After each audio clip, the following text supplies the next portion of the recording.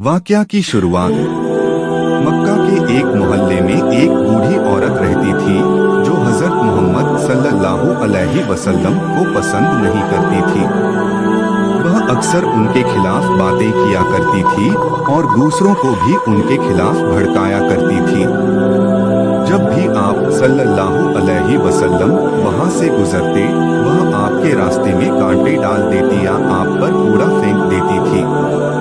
लेकिन आप सल्लल्लाहु अलैहि वसल्लम कभी गुस्सा नहीं होते और चुपचाप वहां से गुजर जाते। बूढ़ी औरत की बीमारी। एक दिन हजरत मोहम्मद सल्लल्लाहु अलैहि वसल्लम ने देखा कि रास्ते में कोई कूड़ा नहीं फेंका गया। आपको ताज्जुब हुआ और आपने सोचा कि शायद वह औरत बीमार हो गई हो। आप उसकी खैरियत लेने के लिए उसके घर गए। जब आप उसके घर पहुंचे तो देखा कि वह औरत बीमार पड़ी थी।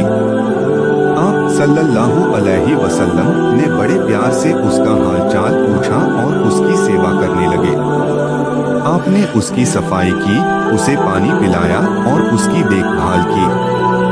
बूढ़ी औरत का पश्चाताप और इस्लाम कबूल करना।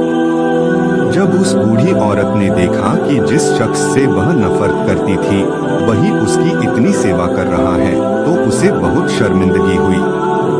उसने हजरत मोहम्मद सल्लल्लाहु अलैहि वसल्लम से पूछा, ए मोहम्मद, तुम कौन हो और इतनी भलाई क्यों कर रहे हो? आप सल्लल्लाहु अलैहि वसल्लम ने मुस्कुराते हुए फरमाया, मैं मोहम्मद हूँ जिसे अल्लाह ने सारी इंसानियत के लिए रहमत बनाकर भेजा है। मेरा काम सिर्फ भलाई करना और लोगों को सच्चाई की तरफ बुलाना है।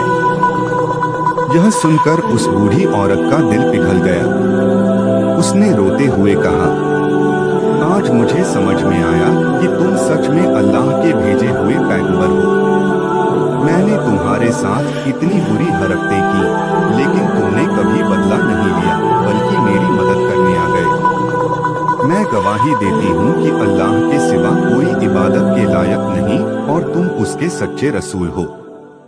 इस तरह उस बूढ़ी औरत ने इस्लाम कबूल कर लिया।